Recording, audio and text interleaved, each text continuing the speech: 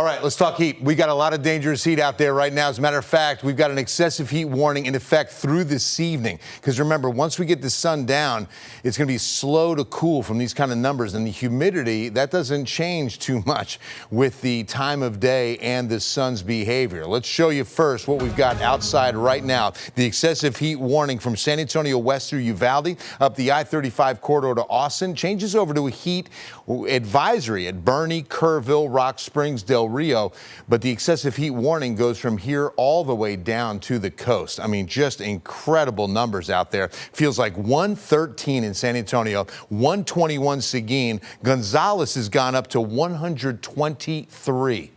Wow. The record, by the way, for San Antonio heat index, 117, and it was set just 2 years ago. 120 Carrizo Springs, and the actual numbers are holding in the mid-90s. But it's these southeast winds, eastern winds, all coming in off the Gulf that keep the humidity in place. So look at how late. At 9 p.m., we're still looking at triple digits in every direction. Rock Springs might get down to 99, but we could still be as hot as 108. Remember, the computer model is always going to be a little bit higher than normal, but you know, this is a possibility as late as 8, 9 o'clock that we still have triple-digit heat indices. The good news is Friday, Saturday, we get a little bit of a break.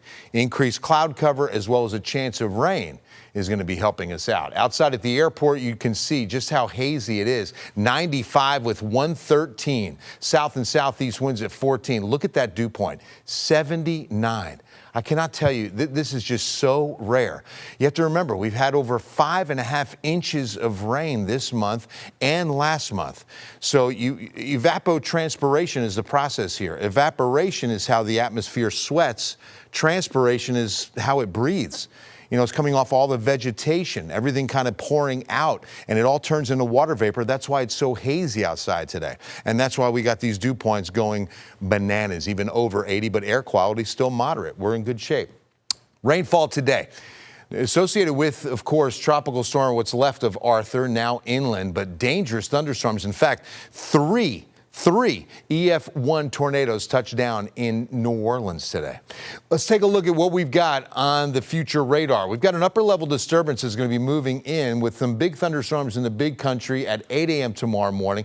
Maybe some showers for us. Our chances get better in the evening on Friday. You can see a line that develops east of us, but then later tomorrow night, we've got some thunderstorms expected.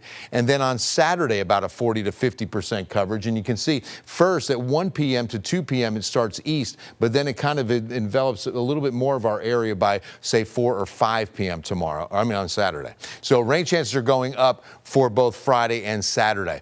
Didn't have time to move a couple of our decals, so they're going to be a day off here. I apologize. But this should be on Juneteenth, which is, of course, tomorrow, and these should be on Sunday.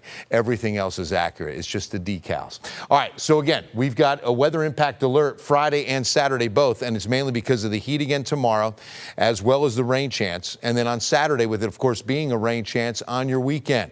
Be paying attention to the radars. We're not looking at severe weather, just a good chance of rain. We'll drop rain chances as we get into the first days of official summer. Summer begins on Sunday the 21st for Father's Day, and those mid-90s are going to be holding true.